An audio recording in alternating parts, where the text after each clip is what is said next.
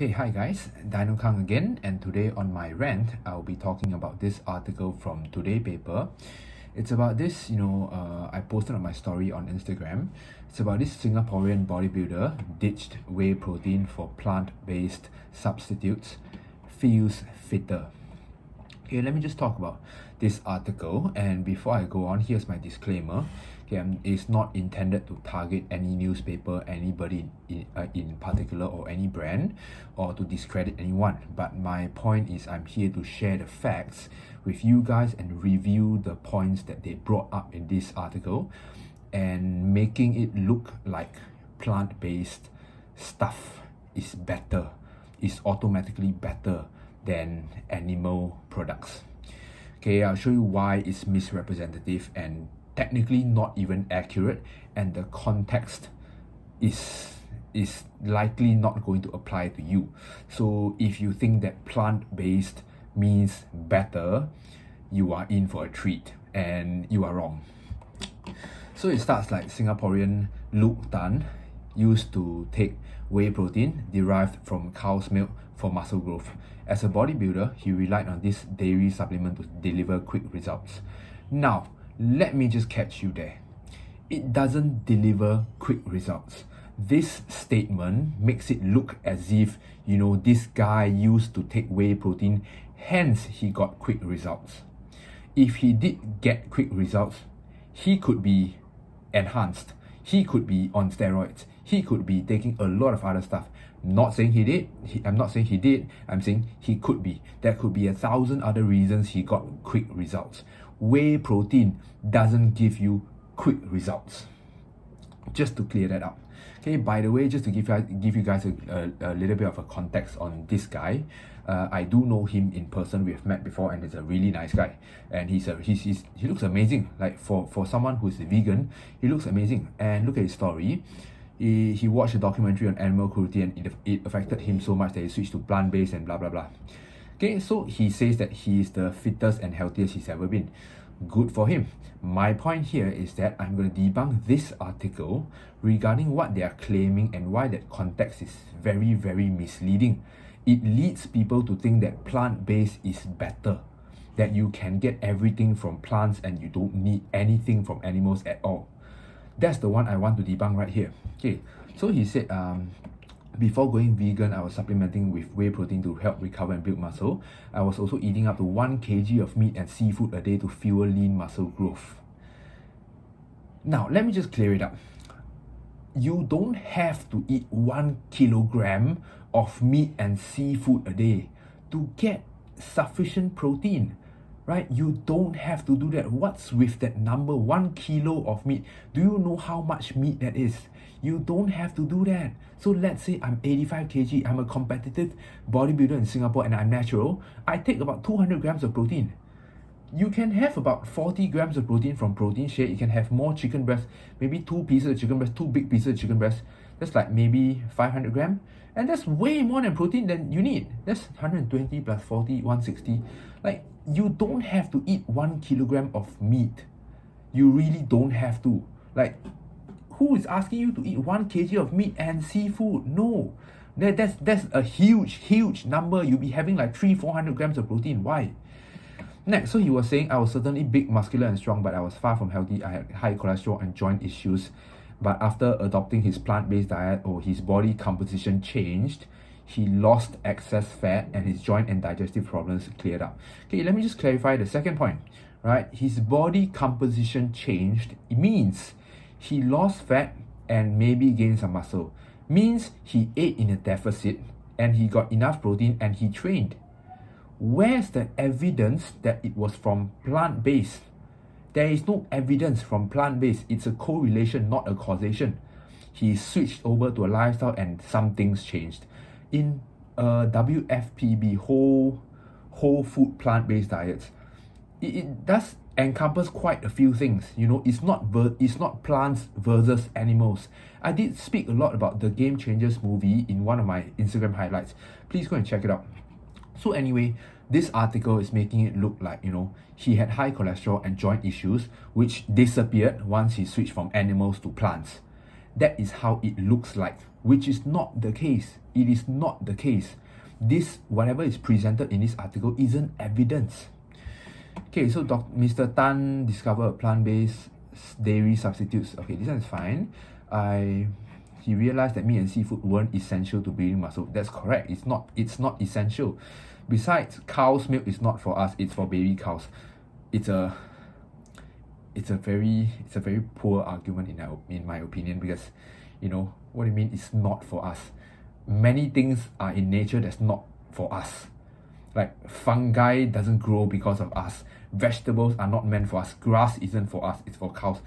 It's a very bad argument. It's a very weak argument. It contains natural and synthetic hormones such as well as antibiotics. Do you know that most things that we consume has synthetic hormones? Your cakes, your bread, your noodles. Do you know that there's a lot of random chemicals that go inside that you don't know about? No point going around scaring people to say that, and you just demonizing animal products.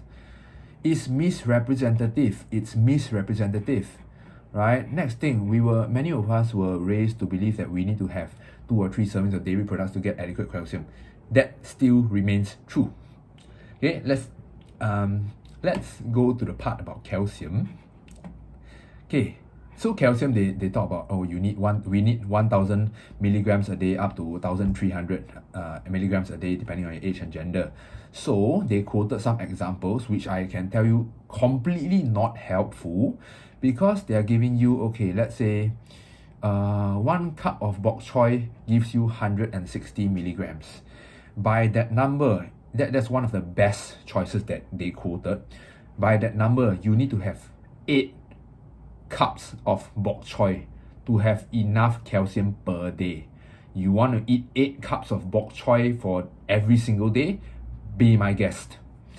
Okay, next, they also quoted calcium set tofu. I mean, it's like fortified tofu lah. Right, I'll get to that point. Next, they quoted, a handful of almonds, about 100 grams, contains 264 milligrams of calcium. Correct. Do you really want to get your calcium from almonds? When 100 grams of almonds, they conveniently left out this part where 100 grams of almonds is going to give you about 600 calories. 600 calories. Mostly fat, just to get calcium? Seriously.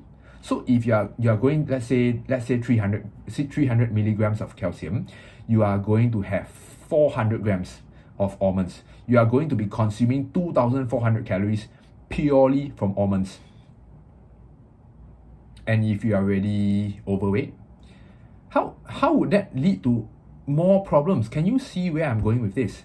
Right? It's a very misrepresented article regarding, because we are trying to promote plants, hence we just pick out some plant numbers without putting them into the correct context of the everyday person, which is impossible. How can the everyday person consume enough almonds and bok choy just to hit your calcium without regarding other more important stuff like, protein?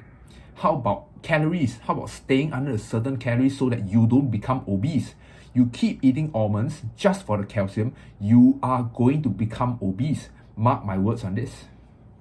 So, I don't know why they decided to write the article this way, Say, next thing, most plant milks, including almond milk, naturally contains some calcium. Many have added calcium. So, that's the next elephant in the room. If all the plant products are so good, why do you need to fortify them with external substances? Doesn't that mean that they are inherently lacking some nutrients that you need from somewhere else, like vitamin B12? That's one example, right? Like, why? I mean, I get that you want to promote plant-based stuff and stop eating so much red meat. You don't have to phrase it in such a way that plants are better, because they are not. The information and evidence presented here is very weak of an argument to say that plant is better. So the next part is good, where they're saying that soy is the most nutritious because it has calcium and protein. Correct. Okay, plant milk. By the way, just to clarify, there is no such thing as plant milk. There is no such thing as plant milk. Plant does not produce milk. It's plant plus water. They stir it, it's a mixture, it looks like milk. Just to be clear on that, there is no such thing as plant milk. Then they quoted, oh, flax seed milk is a good source of omega-3 fat, which is good, I agree. Then the next line, they basically contradicted themselves by saying, this Miss Benham does not recommend rice milk because it's low in protein. Do you realize that everything that you said was good are also low in protein?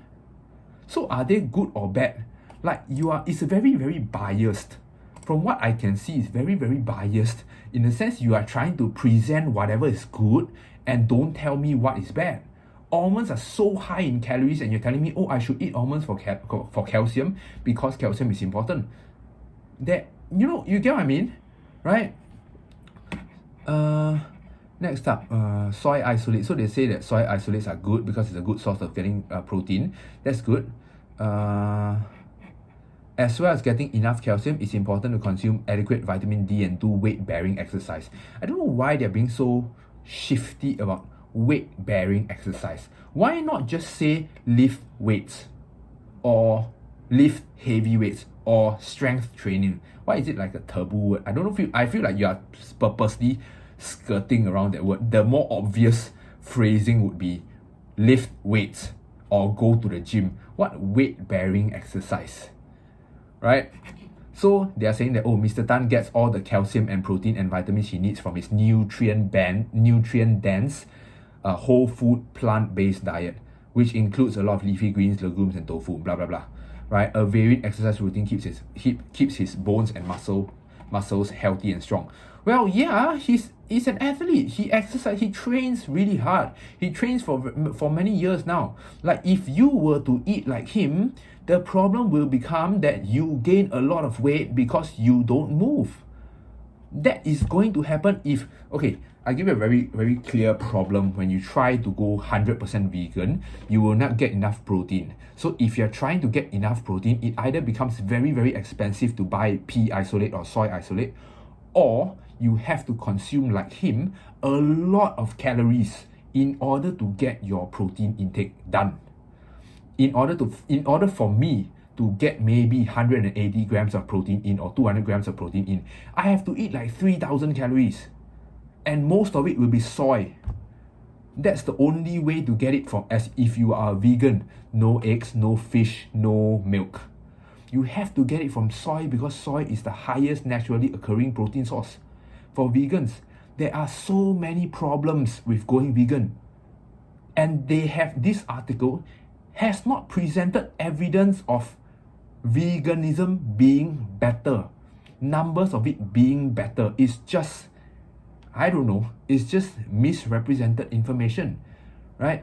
That's my issue with this article, and I personally think that this was quite poorly written and very, very biased. The examples they quoted are not in the context of the general adult when the information here can be very, very misleading. Right? Once again, this is not meant to target anybody. I'm just presenting to you guys the facts that, hey, while this article looks like veganism or plant-based stuff is healthier, is it really? Is it really healthier?